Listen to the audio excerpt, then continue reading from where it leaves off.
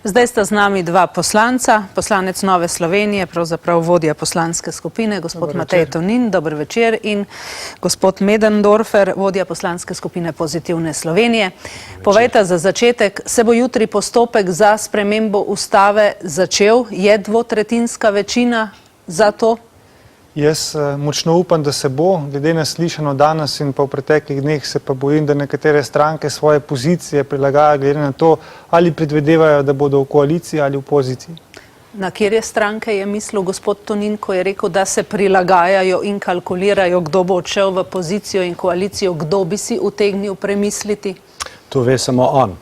To nam pa povejte, gospod Tonin.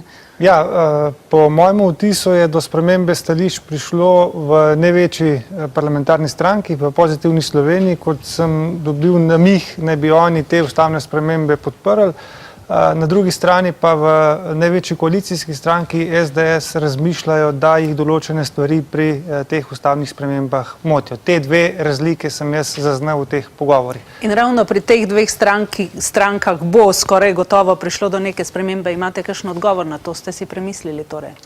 Ne, mi bomo seveda počakali predvsem na strokovno komisijo, ki bo povedala, kakšna stališča bojo podprli oziroma v katero smer ne bi šlo pri ustavnih spremembah. Če pa to želimo počakati, je seveda možnost, da spustimo toliko naprej in potem šele v drugem glasovanju odločamo, ali bomo takšne spremembe ustave podprli ali ne. Ampak, gospod Möderndorfer, se opravičujem, takole čez palec, to je že kakšno moje 7. ali 8. soočenje o referendumskih pobudah. O tem se pogovarjate že več kot pol leta. Pa pravite, še bomo počakali na strokovno komisijo. Ne, gledajte, postopek je zelo jasen. Ustavna komisija bo... Oziroma na strokovnjake, se opravičujem. Ja, absolutno. Namreč predlog je, in to smo na ustavni komisiji dobili zagotovila, da bojo strokovnjaki pripravili pri določenih vprašanjih, ki so še odprta, da bojo dopolnili, predvsem govorim tukaj o katerih zakonih, kateri zakoni ne bi bili tisti, o katerih referendum ne bi bil mogoč. To še ni jasno. Ne, predlog je pripravljen in bolj natančno opredelitev pa bo še strokovna komisija opredelila. Predlagam, da gremo na kratko skozi. Politika se je torej samo omejila, samo 40 000 podpisov lahko zahteva referendum. Je to to? Ja, to je to. Bistvo teh sprememb je, da jemljamo referendum iz rok politike in ga dajemo izključno ljudem. In v nečemer se ne zmanjšujejo demokratični standardi, referendum bodo imeli samo ljudje. Nič več politika. Vi ste omenjali prej teme, ki naj bi še šle na referendum. Skoraj prepričani smo, da to pač proračun ne bo, pa davki ne bojo. Kaj pa pokojninska reforma, socialni prispevki? Bo to v bodoče še lahko tema za referendum ali ne? No, to je eno od teh vprašanj, v katerih se bo strokovna komisija morala zelo jasno opredeliti. Namreč trenutno velja zelo jasno. Se pravi, vse, kar je v zvezi z proračunom in davki, se pravi, to ne sme iti. Davki, takse pa so praktično navedene skoraj v vsakem drugem zakonu.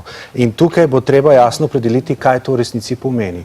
Do danes vemo, in to zagovarjajo tudi nekateri posamezniki, da posod, kjer se pojavi beseda takse in davki, je v resnici nemogoče, da gre na referendum. Zato mora biti tukaj eksplicitno navedeno, ali gre samo za zakone, ki govorijo izključno o davkih in taksah, ali gre tudi za ostale sistemske zakone, ki nasplošno v celoti govorijo o vseh teh stvareh. Gospod Tonin, rekli ste, dajemo ga ljudem, ampak vendarle dajmo pogledati stvar zelo praktično. Naredimo en referendum o vodah. Udeleži se ga 22% vseh volilnih upravičencev in 100% vsi glasujejo proti temu zakonu. Ampak zakon bo vendarle veljal. Zakaj ste postavili to mejo, da more 25% vseh volilnih upravičencev glasovati za? Glejte, Državni zbor sprejme zakon in referendumi so namenjeni temu, da se nek zakon zavrača. In da ti zavrneš nek zakon, ki je bil legitimno sprejet, je zdaj postavljena neka meja, do katere more seči glasovi proti, da ta zakon pade. Po domače povedano, 25% vseh volilnih upravičencev bo moralo glasovati proti temu zakonu, da bo ta zakon padel. Če jih bo prišlo 25% na volitve in če bo vsi glasovali proti, bo zakon padel. Če bo prišlo 50% na volitve, bo pa ta rezultat lahko že zelo deljen in zelo na polovice. Ampak sem prepričana, da vi zelo dobro poznate minule referendume. Vi veste, da smo imeli veliko referendumov, ki sploh niso dosegli udeležbenega praga 25% volilnih upravičencev. Za te pomembnejše referendume, kot je naprimer NATO, EU, arbitražni sporazum, družinski zakonik in še nekateri drugi, recimo tudi malo delo, te pomembnejši referendumi so zagotovo ta 25% prag dosegali. Povejte nam, finančno breme še zmeraj ostane na vseh državljanih, ne na tistih, ki so referendum predlagali. Ste se kaj o tem vprašanju tudi spraševali? To je bilo bolj predno smo prišli na samo ustavno komisijo, je bila ta diskusija in je potekala, vendar zaenkrat ni bilo nobenega točnega določenega dogovora, da bi v to smer šli, da bi plačal referendum tisti, ki ga je v resnici sprožil. Danes se je na nas obrnila gledalka in med drugim jo zanima tudi to, glede na to, da se uvaja ta prag, da razmišljate o tem, da bi se uvedel 25%. Zakaj pri nas nimamo takšne zakonodaje kot v Avstriji, kjer, če ne greš na referendum, sledi globa? V nekaterih državah, kot je Avstralija, imajo tudi takšne zakone, če ne greš na volitve, je globa. To je odvisno od ureditve. V Sloveniji imamo pač tako ureditev, da je udeležba na volitvah in referendumih tvoja svobodna volja. Danes ste se v Državnem zboru pogovarjali tudi o noveli zakona, ki ste jo predlagali, o referendumu in ljudski iniciativi. Pa bom vas vprašala, 5000 glasov overjenih na upravnih enotah, zbranih za to, da se pravzaprav sploh lahko predlaga referendum. Kaj mislite o tej visoki številki? No, danes sem zelo jasno povedal, da takšnega predloga ne bomo podprli nikoli. Prvič, zaradi tega, ker že danes, ko govorimo o ustavnih spremembah, to, o čemer bomo odločali jutri, je več kot jasno, da vsi govorijo o tem samo, kako želimo omejiti v bistvu pravico volivcev in volivk, oziroma da bi lahko neposredno odločali.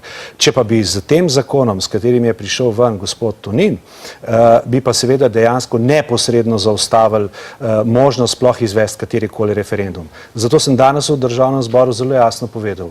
Volivci in volivke bojo verjeli šele takrat, ko bomo iz 2500 podpisov, ki jih moraš danes zbrati, če bi jih zmanjšali na 2000 in bi jih potem predlagali, seveda, da se to pregleda na upravni enoti, potem bi verjel, da gre za zmanjševanje in možnost, da se ta prag in začetek omogoči. V takem primeru pa to ne verjamem. Zakaj ste sploh to predlagali? Ker zunaj so bili zbrani ljudje, ki so rekli, da je to udar na demokracijo. En zanimiv podatek. Zdaj v slovenski zgodovini je bilo 81 pobud za referendum, od tega je bilo samo 19 referendumov realiziranih, kar pomeni, da realizacija je 25%.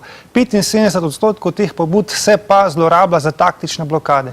In mi želimo s tem predlogom doseči samo to, da če nekdo zahteva referendum, morajo biti te podpisi verodostojni, da se ne mora dogajati to, kar se je zdaj, da se podpisi izgubljajo. Da gredo torej na upravno enoto in se podpišejo? In da se jih registrira in da se overal. Glede številke same, smo se pa mi seveda pripravljeni še pogovarjati. In zato jaz srčno upam, da bo jutri opozicija ta zakon mu dovolila, da gre pot naprej, da ga ne bo enostavno zbrisala, ker če jutri končamo, je konc. Če pa dovolijo postopek naprej, se pa mi lahko v številki pogovarjamo in verjamem, da se bomo, ker končni rezultat in sprejem je pa odvisen od opozicije. In če se z njimi ne dogovorimo glede številke, ta zakon ne more biti sprejet. In morda je ta številka tudi 2000 sprejemljiva, kot o čemer govori gospod Möderndorfer. Samo to nam povejte, kako sta pa povezana? Saj začetek postopka za spremembo ustave ni povezan s tem vašim novelo zakona ali pač? Ne, ta naš predlog je popolnoma neodvisen in lahko velja ob spremenjeni ustavi ali pa tudi ob nespremenjeni ustavi. Gospoda poslanca, hvala lepa za pojasnila. Hvala tudi vam.